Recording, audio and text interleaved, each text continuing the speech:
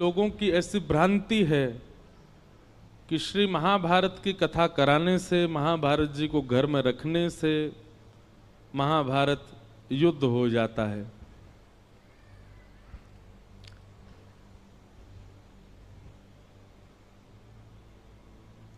तो इसका मतलब तो ये मानिए कि रशिया और यूक्रेन में महाभारत के ग्रंथ रखे हैं, युद्ध ही नहीं खत्म हो रहा उनका।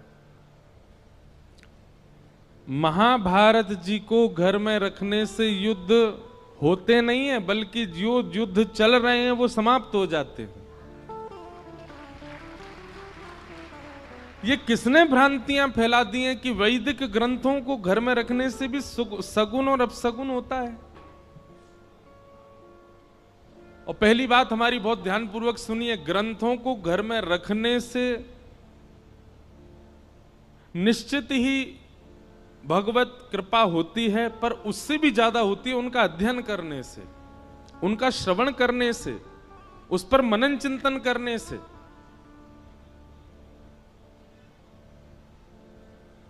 एक कथा अचानक याद आई हमको।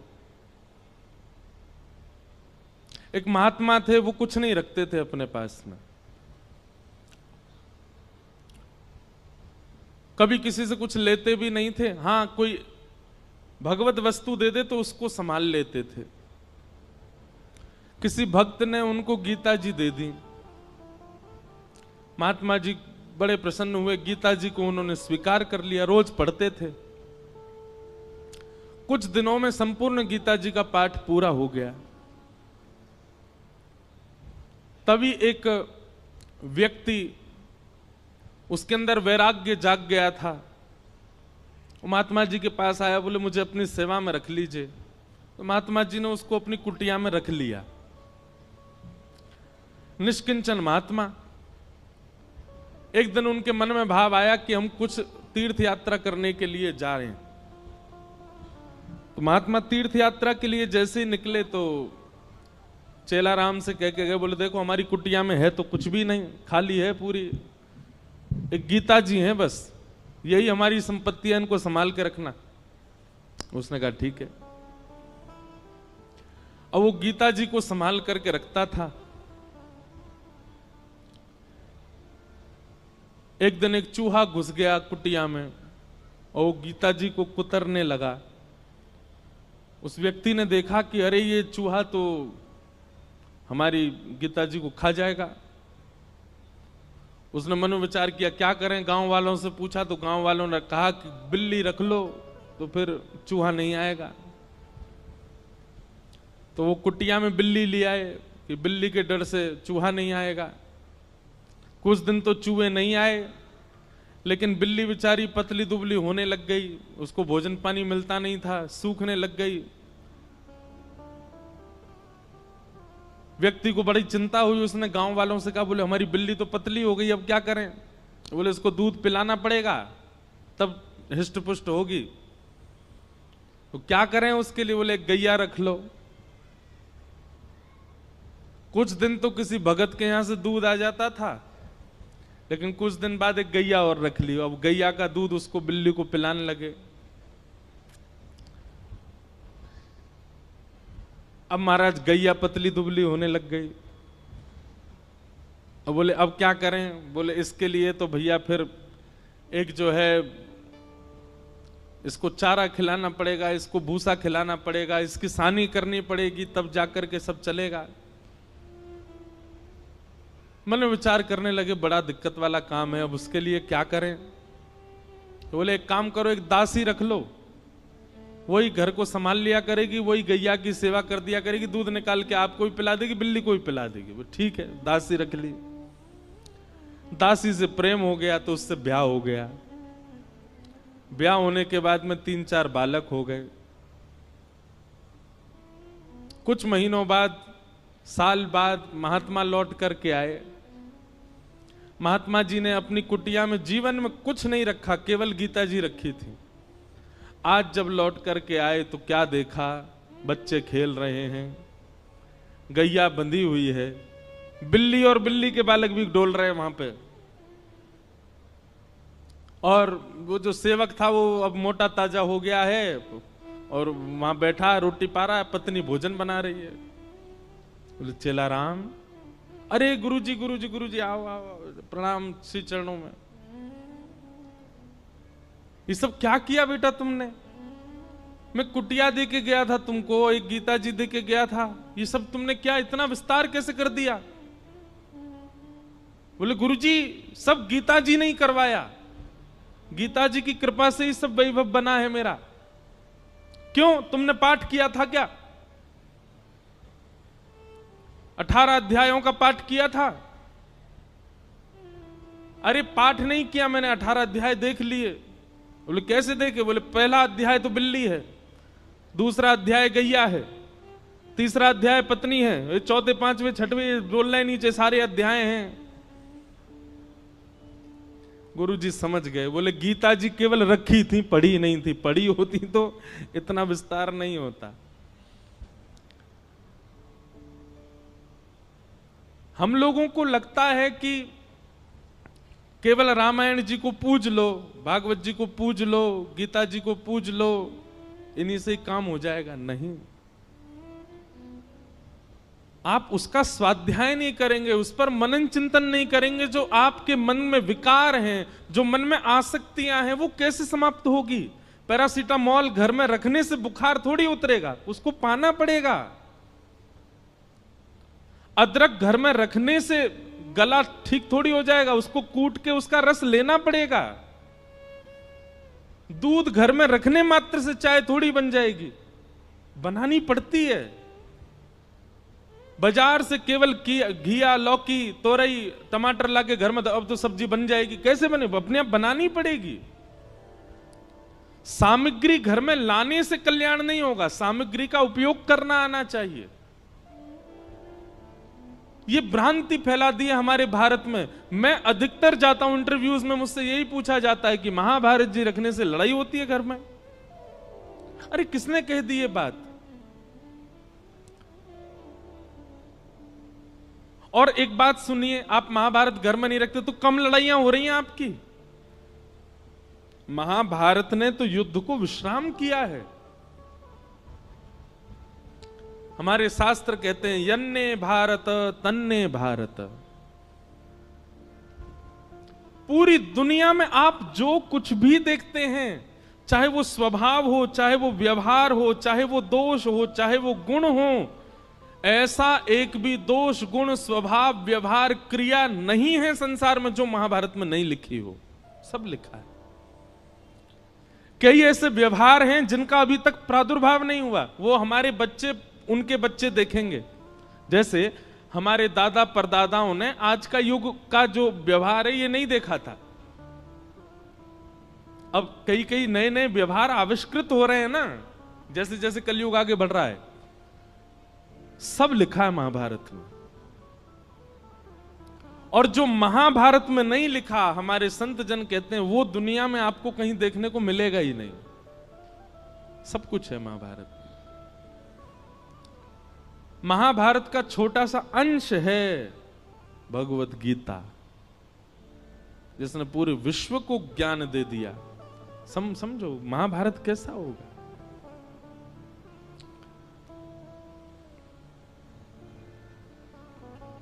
कल हम लोग द्रौपदी का प्रसंग सुन रहे थे। तत्पश्चात भगवान ने उत्तरा के बालक की रक्षा की, वही बालक परीक्षित हुआ। हमारे पूज्य पिताजी महाराज के गुरुदेव भगवान अनंत श्री विभूषित श्री रामानुज प्रपन्नाचार्य गुरु जी महाराज, हमारे दादा गुरु, उन्होंने भागवत जी के कई विषयों पर छोटे छोटी किताबें लिखी हैं। वो कहीं प्रकाशित नहीं है, हमारे घर में ही रखी हैं बस। तो कभी कभी मैं देखने का अवसर मिलता है तो मैं उसमें भाव देखता हूं गुरु जी के। तो वहां गुरुजी एक बात को संकेतित करते हैं कि भगवान ने उत्तरा के बालक की रक्षा क्यों की। अच्छा, भगवान बाहर खड़े खड़े भी ब्रह्मास्त्र को नष्ट कर सकते थे, लेकिन ठाकुर जी गर्भ में क्यों गए? गर्भ में जाकर के उस बालक की रक्षा क्यों की? ब्रह्मास्त्र चलाया था ना उत्तरा के बालक पर, बाहर से ही देख देते ब्रह्मास्त्र नष्ट हो जाता। ठाकुर जी भीतर क्यों गए? और वो भी उस गर्भ में गए जिस गर्भ में न जाना पड़े, इसके लिए सारे वेद वेदांत और उपनिषद कहते हैं, सारे पुराण यही तो कहते हैं ऐसे कर्म करो कभी गर्भ में ना पड़ो। भगवान खुद चटपट घुस गए भीतर रक्षा के लिए।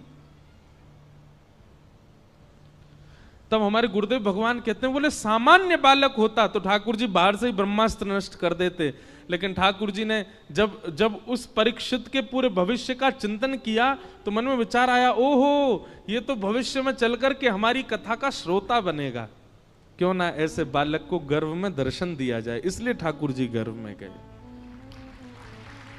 आप लोगों को बहुत आसान लगता है कथा में आना, आप लोगों को बहुत आसान लगता है कि गाड़ी में बैठ के आए, पहुंच गए कथा में, कथा सुन ली। हमको बहुत आसान लगता है कथा करना, वैसे है नहीं, हमको तो नहीं लगता आसान। कोई हमसे पूछे कितनी कठिनाइयां होती हैं कथा सुनाने में। कई बार आपने देखा होगा कि हम आंख बंद करके कथा कह देते हैं एक आध घंटा तक। क्यों? उस समय किसी श्रोता का कुभाव दिख जाता है। कुभाव मतलब या तो उबासी लेता हुआ दिख गया कोई, या फिर कोई फोन चलाता दिख गया है। तो ऐसी स्थिति में जब श्रोता दिख जाते हैं तो फिर कथा भूल जाता हूं मैं, इसलिए फिर मैं आंख बंद करके कथा कहता हूं। हम मना क्यों करते हैं कि जब हम मंच पे आए तो हमको स्पर्श मत करो? उसके पीछे कोई और बात नहीं, ऐसा नहीं कि मेरे अंदर बहुत पुण्य है इसलिए मना कर रहा हूं। मैंने अनुभव किया है कि कई बार लोगों के स्पर्श से हम जितने भावना बनाकर के आए मंच पे आके सब भूल जाता हूं मैं। आप तो सद्भाव से स्पर्श कर रहे हो, पर किसी का कोई भाव ही नहीं है, वो देखा देखी स्पर्श कर रहा है। इसलिए दूर से प्रणाम करो, आपको ही फायदा मिलेगा, हम कथा अच्छे से सुना पाएंगे। पर जब बहुत ज्यादा लोग स्पर्श कर देते हैं तो मैंने देखा है कि मेरे भाव जितने होते हैं शून्य हो जाते हैं। कथा करना भी बड़ा कठिन है, पर कथा सुनना भी बहुत कठिन है। कथा में बैठना, बैठ करके बहुत देर तक श्रवण करना, और केवल श्रवण नहीं, उसका निरुध्यासन करना, उसको समझ करके जीवन में उतारना, ये भगवत कृपा के बिना नहीं हो सकता।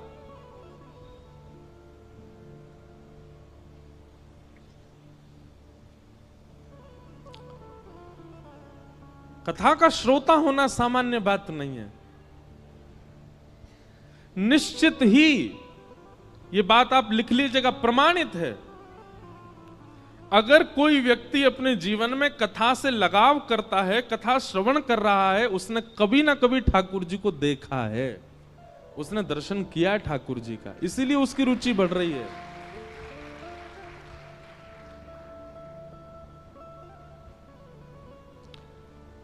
क्यों इतना आनंद आता है सुनने में? क्यों इतना सुख मिलता है आपको? क्योंकि कभी ना कभी आपके जो भीतर चित्त है, आपकी जो आत्मा, उसने कभी अनुभव किया है ठाकुर जी का। इस जन्म में नहीं तो गर्भ में किया होगा, गर्भ में नहीं तो पूर्व जन्म में किया होगा, कभी तो किया है। तभी आपकी रुचि बढ़ रही है, तभी कथा सुनते सुनते नेत्र सजल हो रहे हैं, कथा सुनते सुनते प्रसन्नता हो रही है, कथा सुनते सुनते रोंगटे खड़े हो रहे हैं। ये सब विचार, ये सब प्रभाव हमारे ऊपर क्यों हो रहे हैं? क्योंकि कभी ना कभी तो ठाकुर जी का दर्शन हुआ है हमें।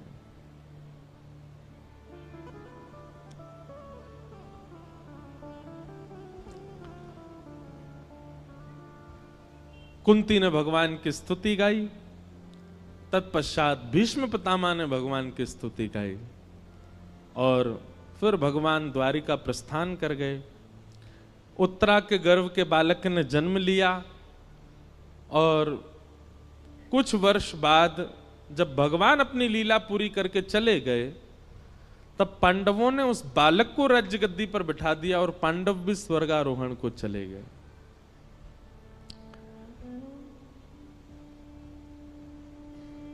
परीक्षित धीरे धीरे बड़े हुए, उनका विवाह हुआ, जन्मेजय आदि पुत्र हुए।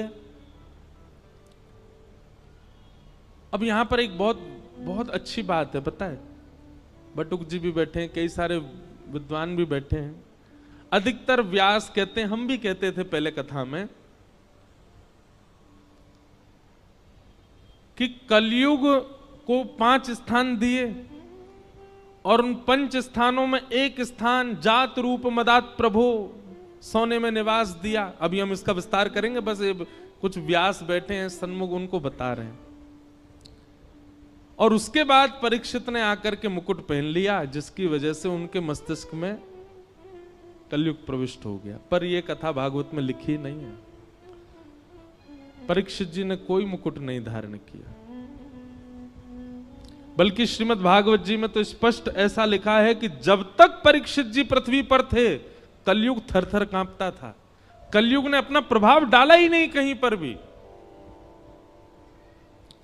तो फिर कहते हैं, फिर परीक्षित की मति कैसे बिगड़ी? उन्होंने एक संत का अपमान कैसे कर दिया? तो यहां भाव बताया गया, क्षुधा, भूख। इतनी भूख लगी थी उनको, इतनी प्यास लगी थी कि भोजन और प्यास का मारा व्यक्ति कुछ भी कर सकता है। इसलिए व्यक्ति को अत्यंत भूखा भी नहीं रहना चाहिए, क्योंकि अत्यंत भूख जो होती है, कलयुग उस पर भी प्रभाव डाल करके उससे गलत करवा देता है।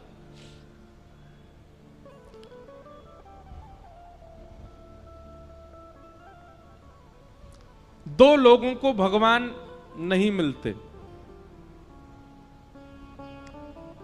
कौन दो लोग? बहुत खाने वाला और बहुत सोने वाला। पहला, जो बहुत खाता होगा और बहुत ज्यादा ही सोता होगा, समय से ज्यादा सोता है। अच्छा देखो, एक हमारे जैसे सोने वाले हैं। हमारे जैसे सोने वाले मतलब जिनकी 4-4, 5-5, 6-6 महीना की नींद बकाया है। कभी कभी नींद आती है तो खूब देर तक सो लेते हैं, पर कभी कभी सो पाते हैं हम। लेकिन एक व्यक्ति करता धरता कुछ नहीं है, पूरे दिन पड़ा रहता है बस, फिर भी उसको इतनी नींद आती है कि रात में सोता है, सवेरे उठता है 10-11 बजे। कोई परिश्रम नहीं करता, कहीं बाहर जाने का उसका काम नहीं, घर में पड़ा रहेगा पूरे दिन, और फिर भी उसको इतनी नींद आती है कि 7-8 घंटे सोता है।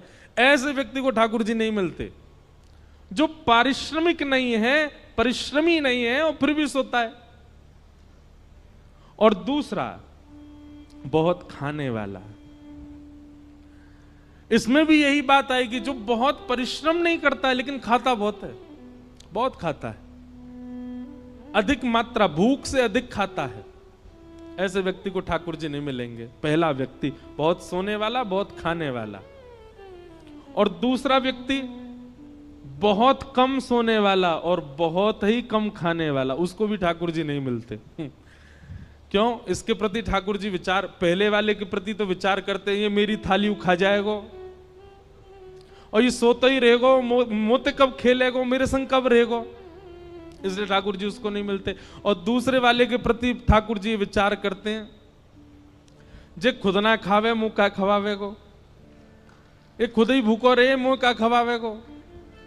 और दूसरी बात ठाकुर जी सोचते हैं, खुद सोवे ना है मुंह भी ना सुन देगो, पूरे दिन जगो रहे तो मुंह परेशान करेगो। हमारे ब्रज के संत कहते हैं, बहुत कम खाना और बहुत कम सोना, बहुत ज्यादा खाना और बहुत ज्यादा सोना, दोनों ही भगवत मिलन में बाधा हैं। मध्यस्थ रहो, मध्यम रहो। अब आप कहोगे ये मध्यस्थ कैसे पता चले, मध्यम कैसे पता चले? निद्रा कैसी हो? इतनी निद्रा हो जाए कि पूरे दिन फिर भले ही लेटने को भी ना मिले तो भी काम चल जाए। इतनी निद्रा लेने वाला व्यक्ति और पूरे दिन फिर परिश्रम कर सके, ठाकुर जी से मिलने के लिए परिपक्व है। और इतना भोजन करे कि उससे आलस्य ना आवे, ऐसा व्यक्ति भी ठाकुर जी से मिलने के लिए परिपक्व है।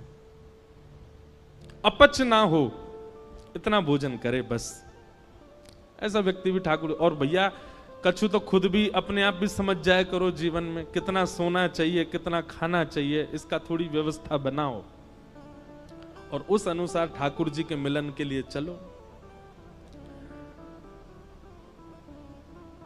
तो परीक्षित जी महाराज एक दिन विचरण कर रहे थे और विचरण करते हुए उनको कलयुग मिला, जो कि वृषभ यानी कि धर्म के 3 पैर काट चुका था। चौथा पैर काट रहा था। धर्म के 4 चरण हैं, सत्य, दान, दया और पवित्रता। कलयुग में केवल एक पैर बचा है धर्म का, वो है सत्य। दान, दया और पवित्रता तो खत्म हो चुके हैं। कलयुग में दान नहीं करता व्यक्ति, दिखावा करता है। कलयुग में दया नहीं करता व्यक्ति, एहसान